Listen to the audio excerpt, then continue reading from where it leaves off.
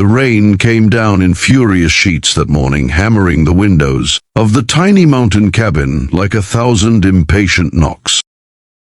Inside, the fire had long since died out, leaving only a few smoldering embers struggling for life.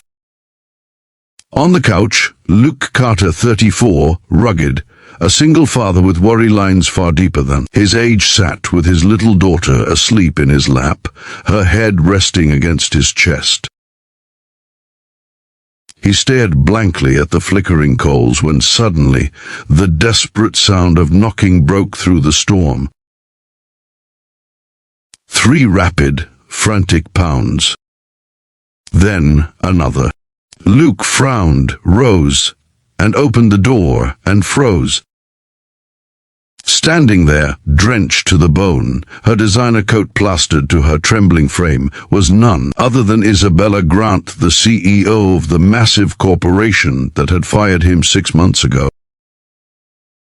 Her lips trembled. Her eyes, usually sharp and commanding, were filled with fear. "Please," she whispered, her voice shaking, "can I come in?" "Before we go deeper, if you believe in kindness, forgiveness, and second chances, then please like, comment, share, and subscribe to Kindness Journal. Every click helps us spread stories that warm hearts and heal souls." Luke didn't speak for several seconds. The storm roared behind her, wind tugging at her soaked hair. It was surreal. The same woman who'd once signed his dismissal papers with a pen worth more than his rent, now standing on his porch begging for shelter. He finally stepped aside. "Come in before you freeze." She stumbled in, shivering violently.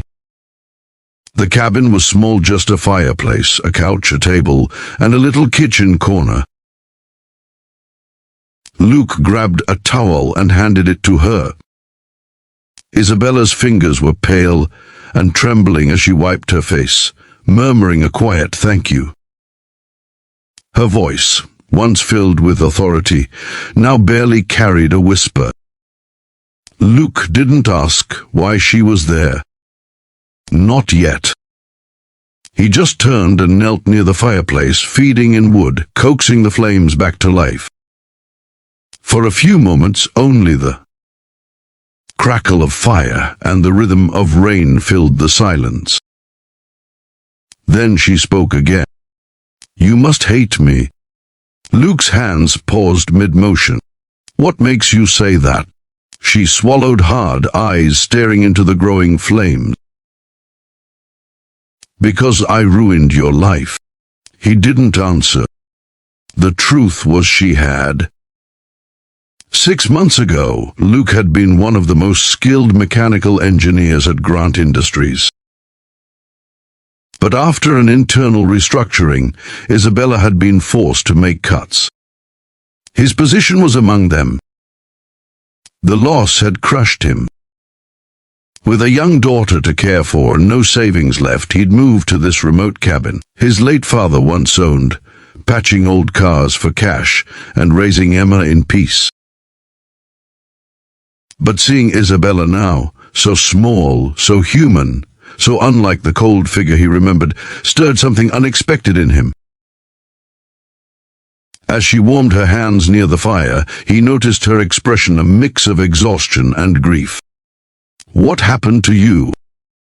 he finally asked. Her eyes glistened. "My car skidded off the road up the hill. I was driving from the airport to attend a board meeting. The driver left me halfway after the engine broke down. I tried walking, but then the storm started. My phone died." She gave a soft, bitter laugh. "Some CEO, I can't even survive one rainstorm." Luke offered her a cup of hot tea, the last of his stock. "You'll survive," he said quietly. "People usually do when they stop trying to control everything." For a long while, neither spoke. Then Emma stirred, her sleepy voice breaking the tension. Daddy? The little girl sat up, her curls messy, her big brown eyes blinking. Who's that lady? Isabella's lips parted. The innocence of the question hit her harder than expected. I'm just someone who needed help, she said softly. Emma smiled drowsily. Daddy always helps people. Luke's gaze flickered to Isabella, and for a fleeting second she saw warmth in his eyes. Not forgiveness, not yet, but something close. The hours passed. The storm grew louder, rattling the walls. The temperature plummeted, and despite the fire, the cold seeped in. Isabella sat close to the fireplace, her hands trembling again. Luke noticed. You're freezing. I'll be fine, she said weakly, rubbing her arms. But he could see she wasn't. Her lips had turned pale, and her whole body shivered. He grabbed a thick wool blanket and handed it to her. Here. She took it, but her voice faltered. It's not enough. The cold, it's still getting through. She looked at him hesitantly, her pride visibly crumbling. Can I slip under your blanket? Just until it warms up. Luke froze.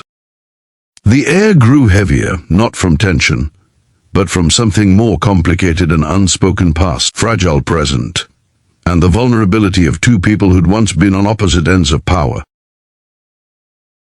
He saw her eyes wide and sincere, stripped of her CEO armor.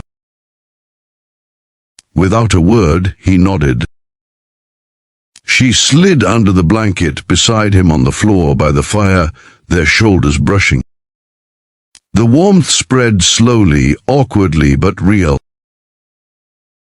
The silence stretched soft, intimate, uneasy. She whispered, I've never felt this small before. Luke looked into the flames. Sometimes life has to break us before we understand people who were already broken. Her throat tightened. You mean you? I mean everyone. She turned toward him, her eyes filling with tears. You were one of my best engineers. I didn't want to let you go, but the board demanded cuts, and you chose to protect your company, Luke finished quietly. Not people. Her tears fell then, silently.